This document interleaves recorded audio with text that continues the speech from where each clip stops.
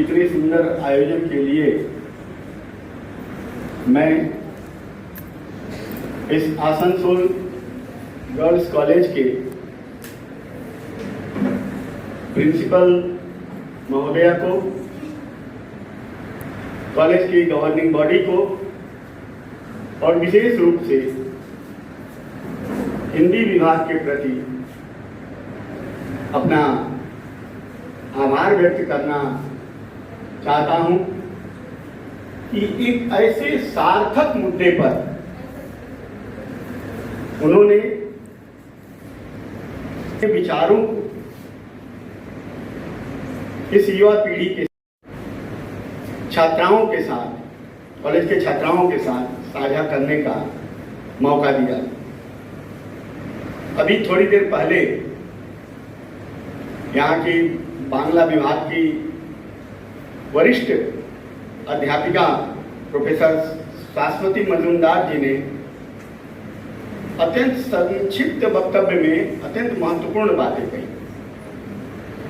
उसके बाद बीरू रजक जी जो IQAC के कोऑर्डिनेटर हैं, उन्होंने भी इस एकल व्याख्यान की अनिवार्यता को रेखांकित करते हुए अपने विचार रखे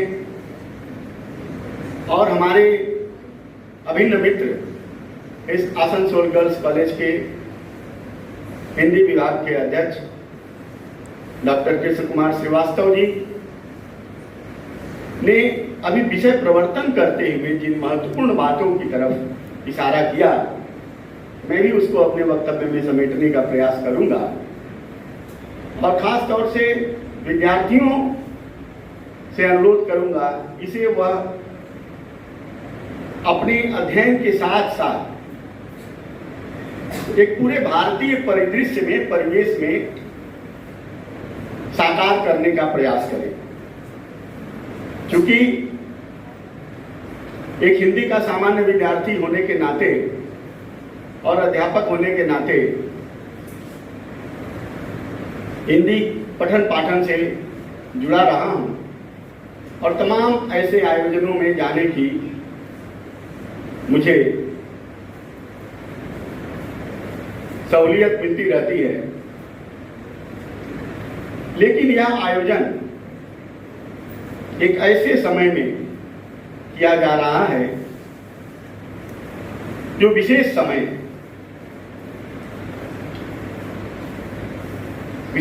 जब मैं कहता हूं तो इसलिए कह रहा हूं कि आज जिस प्रकार से भाषा की राजनीति, जिसका जिक्र आदरणीय श्रीवास्तव जी ने भी किया,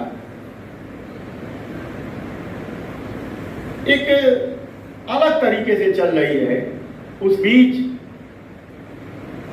जो विभिन्न भारतीय भाषाओं में पहनापा है उसे रेखांकित करना आज के समय की एक अनिवार्य जरूरत है। मुझे खुशी है कि एक ऐसे महाविद्यालय में मैं अपनी बातें साझा कर रहा हूं। खासतौर से सभी विभागों के बारे में मेरी जानकारी नहीं है, लेकिन यहाँ के हिंदी विभाग के बारे में जितना जानता हूं, अपने विभाग की सारी बच्चियों को वह अपना परिवार मानता है। इसका प्रमाण मैं पूजा पाठक के रूप में भी देखता हूं और कुछ दिन पहले जो यहाँ की अध्यापिका हैं, ये यहीं की छात्रा भी नहीं है। अभी कुछ दिन पहले एक व्याख्यान हुआ था, मैंने फेसबुक पर देखा था, नीलू ठाकुर नाम था संभवतः, है ना।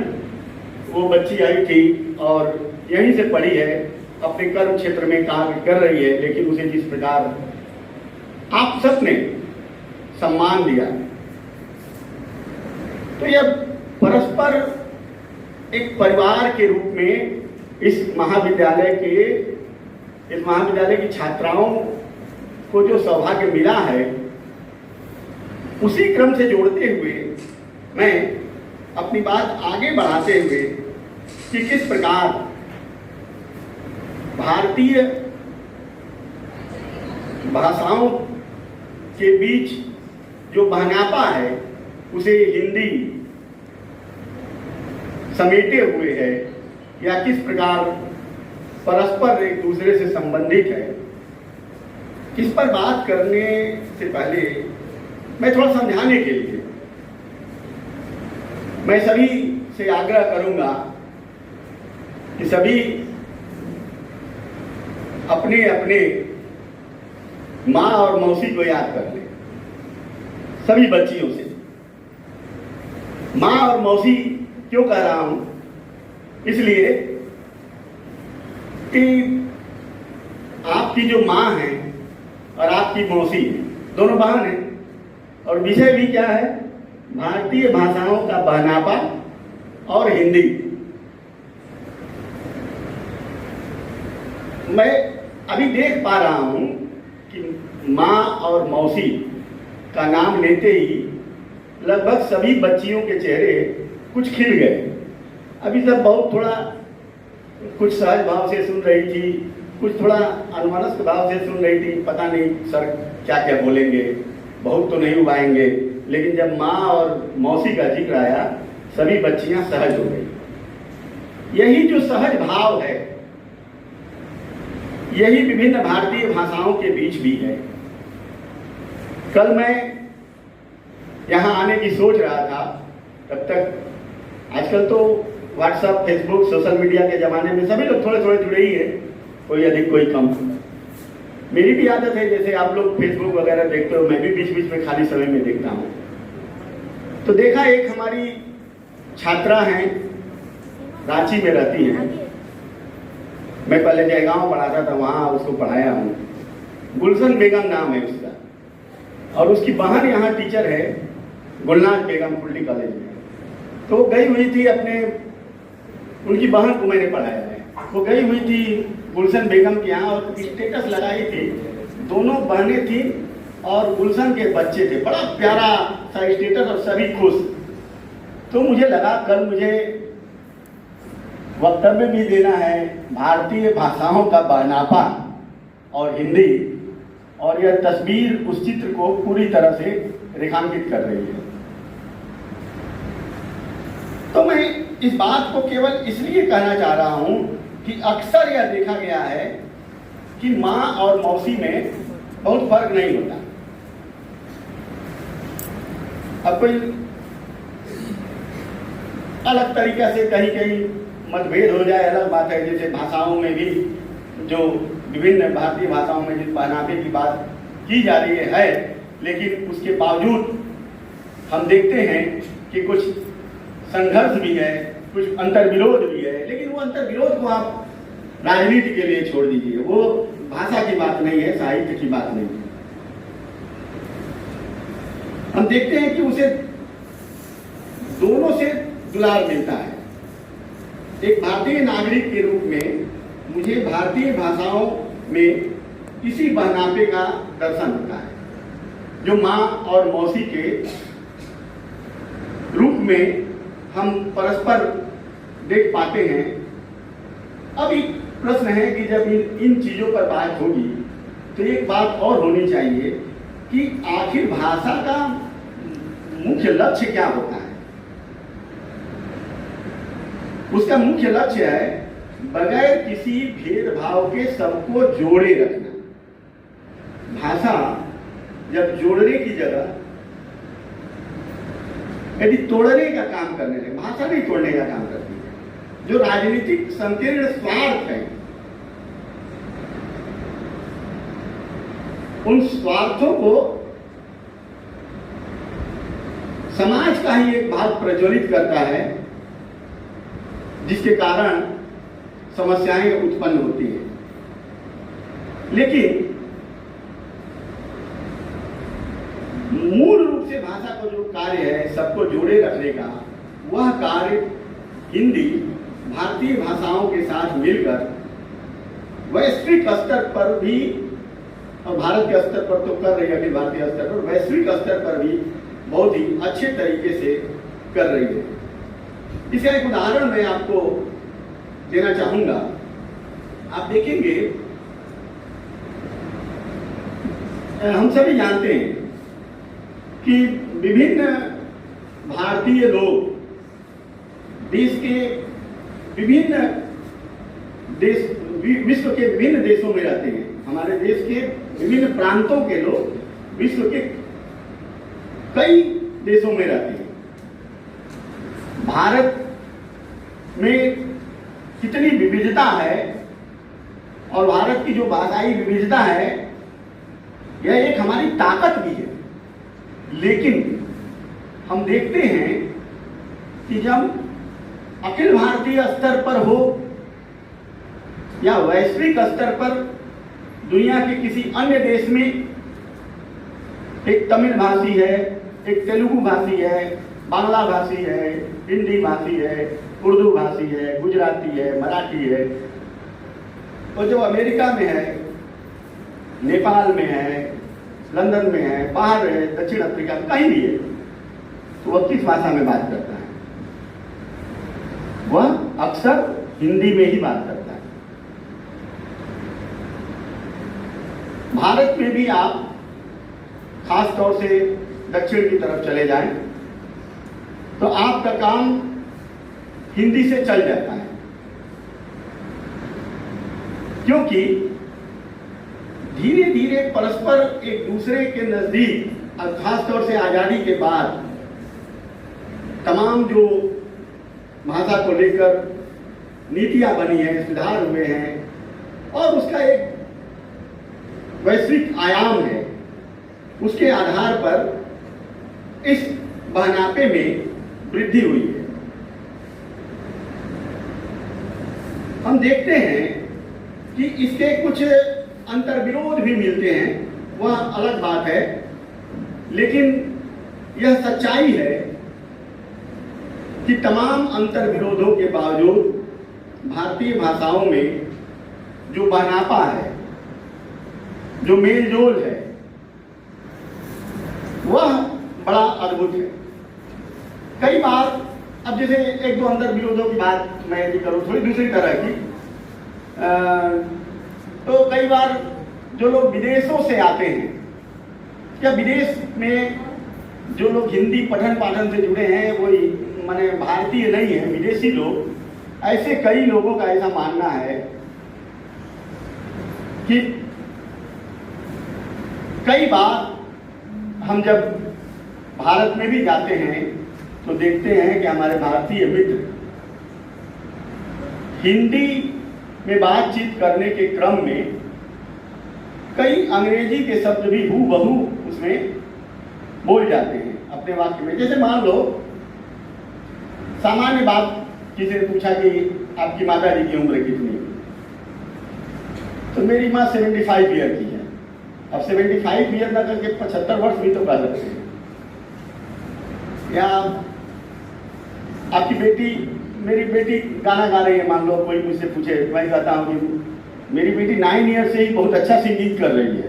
ये आमतौर पर एक, तो ये जो वहाँ के लोग हैं ना, जो बाहर में हिंदी के पठन पाठन से जुड़े हैं, वे लोग इन चीज़ों को बहुत इस पर ध्यान देते हैं। लेकिन जबकि जिसे हम अधिकतर हिंदी प्रदेशों में भी ऐसा देखने को मिलता है, मैं जो कह रहा हूँ।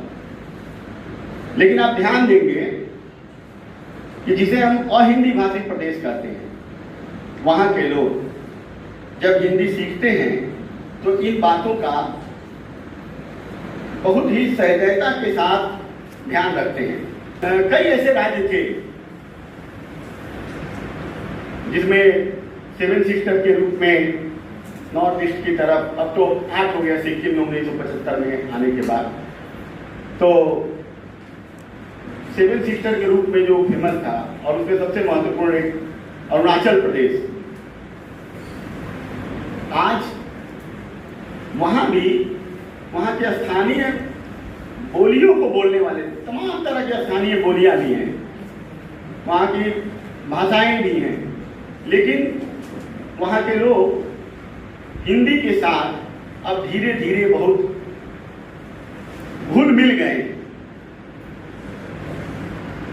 कहने का तात्पर्य यह है कि भारतीय भाषाओं में परस्पर जो बहनापा है, आजादी के बाद जहां इसे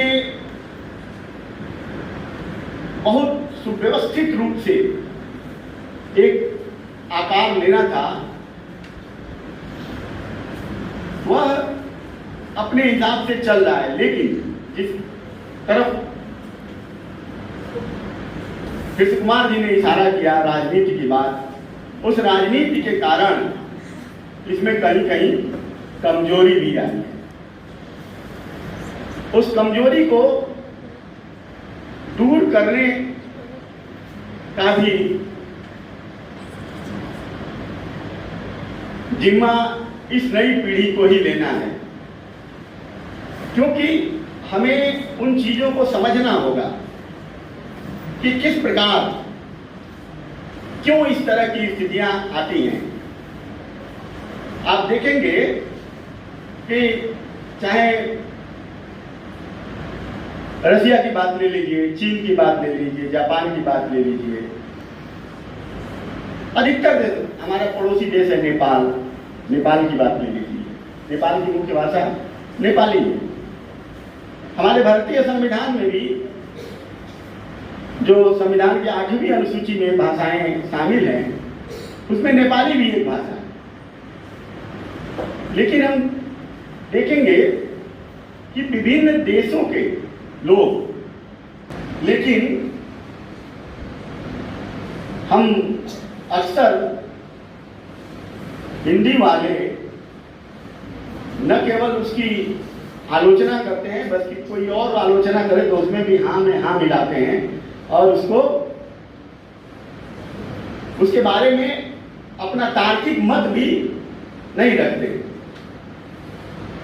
हम अपनी इस प्रवृत्ति के कारण ही मुझे लगता है कि हिंदी को आज तक उसका दर्जा नहीं दिला पाए जो उसे मिलनी चाहिए थी। रामविलास शर्मा ने भी जिस हिंदी जातीय की बात कही थी, हिंदी जातीयता की, उसको भी ध्यान में रखना चाहिए। आप सब हिंदी के विद्यार्थी हैं, इसलिए मैं इतना संकेत करके आगे बढ़ना चाहता हूँ। मैथिली शरण गुप्त ने कभी लिखा था, उन्होंने घोषणा की थी कविता के माध्यम से, वह आज तक किसी कारण मुझे लगता है साकार नहीं हो पाई। पंक्तियां कुछ इस प्रकार हैं। है भव्य भारत की हमारी मातृभूमि हरी भरी, है भव्य भारत की हमारी मातृभूमि हरी भरी, हिंदी हमारी राष्ट्रभाषा और लिपि है नागरी, हिंदी हमारी राष्ट्रभाषा और लिपि है नागरी। अब देखिए, यह बड़ी विडंबना है कि संवैधानिक रूप से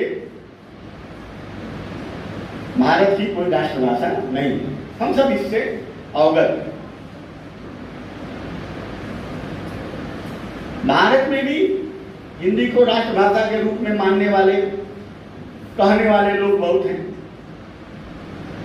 विदेशों में भी आप बात कीजिए कि भारत की राष्ट्रभाषा क्या है, तो अधिकतर जो ये माने महत्वपूर्ण बिंदुओं से जो अनभिज्ञ है, जो संवैधानिक प्रावधानों से अनभिज्ञ है, वह व्यक्ति जो हिंदी का जो प्रभाव है भारतवर्ष पर, उसके हिसाब से वह यही कहता है कि हिंदी ही वहां की राष्ट्रभाषा है। लेकिन अब देखिए, इसके कई आयाम हैं। धीरे धीरे हिंदी तो एक भाषा के रूप में है, समूह भी है। हिंदी की विभिन्न बोलियों को हिंदी से अलग करके, काट कर उसके परिवार को छोटा करने का भी एक षड्यंत्र चल रहा है। हिंदी जितना अधिक